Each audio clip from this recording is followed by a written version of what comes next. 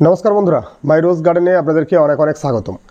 ছোট গোলাপ গাছকে কিছুই করতে পারছি না, জাস্ট আমি গোলাপ গাছ ভালোবাসি, আমরা গোলাপ গাছ করতে চাই। তো তারা কিভাবে গোলাপ গাছ করবেন? অনেকেই এমন আছেন যারা বাড়িতে থাকেন না, হয়তো সপ্তাহে একদিনই টাইম পান। তারা কিভাবে গোলাপ গাছের পরিচর্যা করবেন, একটু যাতে আমাদের গোলাপ গাছগুলো ভালো থাকে, একটু যাতে ফুল হয় এবং গাছগুলো যেন, যেগুলো আমরা নার্সারি থেকে শীতকালে নিয়ে আসি, সেই গাছগুলো যেন মারা না যায়। ঠিক আছে, তো সেই রকমভাবে একটু আজকে গোলাপের পরিচর্যা আপনাদের কাছে আমি করব, যারা টবে গোলাপ করছেন। তো বন্ধুরা, প্রথম কথা বলি, প্রত্যেক দিন গাছটিকে জল দিন, কারণ এখন গরমের সিজন চলছে, জল না দিলে গাছগুলোকে এমনিতেই আমরা বাঁচিয়ে রাখতে পারবো না। জল দিন এবং প্রত্যেক 10 দিন পরে পরে একটা কীটনাশক দিন। কীটনাশক হিসাবে ইমিডাক্লোরোপিড কম্পোজিশনের যে কোনো একটি কীটনাশক, সেটা আপনার কাছে যেটা থাকবে আর কি, ইমিডাক্লোরোপিড 17.8 SL এর, সেটা কনফিডার হতে পারে, A1 হতে পারে, ধর্মিডার হতে পারে, যে কোনো একটা কীটনাশক সেটা দিন। আর যেটা করবেন, প্রত্যেক 10 দিন পরে পরে একটু ফাঙ্গিসাইড এই গাছগুলোতে দিন। ফাঙ্গিসাইড হিসাবে আপনারা রেডোমিল গোল্ড রাখতে পারেন, ব্লাইটক্স রাখতে পারেন, বা আপনারা স্যাপ রাখতে পারেন, বা M45 খুব কম দামের মধ্যে M45 রাখতে পারেন। যে কোনো একটু ফাঙ্গিসাইড বা ছত্রাকনাশক গাছগুলোতে দিন। ঠিক আছে, এরপরে আমি এই গাছগুলো যাতে ভালো হয়, বৃদ্ধি বিকাশ ঠিকঠাক থাকে, তার জন্য একটি খাবারের কথা বলবো। সেই খাবারটা দিন, গাছের পাতা চকচকে থাকবে, গাছের পুষ্টির কোনো রকমের অভাব হবে না, গাছে ফুল ঠিকঠাকভাবে পাবেন, গাছের বৃদ্ধি একদম তত্তরিয়ে হবে। খুব দেখুন, সামান্য একটু পরিচর্যা, হয়তো প্রত্যেক দিনের রুটিন ফলো করতে পারছেন না, তা সত্ত্বেও কিন্তু গোলাপ গাছ অনেকটাই ভালো করা যাবে। আমি সেই রকমেরই আজকে ব্যাপারটা বলছি। তো আমি এই যে প্যাকেটটা নিয়েছি বন্ধুরা, এই প্যাকেটটা হচ্ছে অ্যারিস কোম্পানির 20-20-20। ঠিক আছে, এটা হচ্ছে 20-20-20, এর বদলে আপনারা 19-19-19 পেয়ে যেতে পারেন। বিভিন্ন রকমের কোম্পানির এই প্রোডাক্টগুলি পাওয়া যায়। 20-20-20 এর মধ্যে 20 ভাগ আছে নাইট্রোজেন, 20 ভাগ আছে পটাশিয়াম, আর 20 ভাগ আছে এর মধ্যে ফসফেট।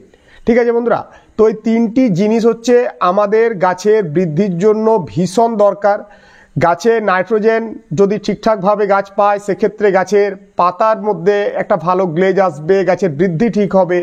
যখনই গাছ ফসফরাস ঠিকঠাকভাবে পাবে, তখনই গাছের রুট জোনটা ভালো হবে। গাছের রুট জোন যখনই ভালো হবে, তখন গাছের বৃদ্ধি বিকাশটা আমরা দেখতে পাবো। গাছের মধ্যে রোগ জ্বালাটা কম হবে, কারণ রুট যখন শক্তিশালী থাকবে। আর যখনই আমরা ঠিকঠাকভাবে পটাশিয়াম সমৃদ্ধ খাবারগুলো দেবো, তখনই গাছে কুঁড়ি আসবে, গাছে ফুল ফুটবে। তো এই হচ্ছে সিম্পল একটা ব্যাপার। তার জন্য আমরা এখানে 20-20-20 খাবারটিকে ব্যবহার করব। কত নেব না, 2 গ্রাম। 1 লিটার জলের জন্য 2 গ্রাম নিতে হবে। যদি আপনার কম গাছ থাকে, ধরুন আপনি 2-3টে গাছে স্প্রে করবেন, সেক্ষেত্রে আপনি 500 ml জল নেবেন, 1 গ্রাম জাস্ট এই খাবারটা নেবেন, 1 চিমটি। ঠিক আছে, 1 চিমটি এই খাবারটা নিয়ে নিলেন। এর সাথে আমরা আরেকটা জিনিস মেশাবো।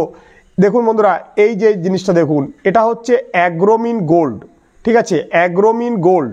তো এই অ্যাগ্রোমিন গোল্ডের মধ্যে কি কি আছে, আমরা এখানে গাছকে দিলাম একটা ব্যালেন্স এনপিকে, নাইট্রোজেন আছে, পটাশিয়াম আছে এবং ফসফরাস আছে, এই জিনিসটা দিলাম। তার সাথে সাথে আমাদের গাছের জন্য অ্যাগ্রোমিন গোল্ডটা কেন লাগবে, কারণ অনেক রকমের অনুখাদ্যের প্রয়োজন হয় একটি গাছের।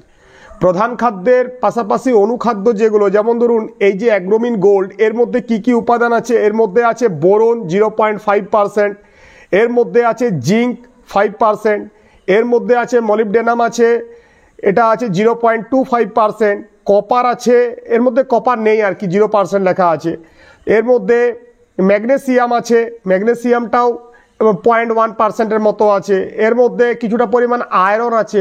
ফলে এই যে অ্যাগ্রোমিন গোল্ড আমাদের গাছের সুষম খাবার দিতে কিন্তু খুব ভালোভাবে সাহায্য করবে।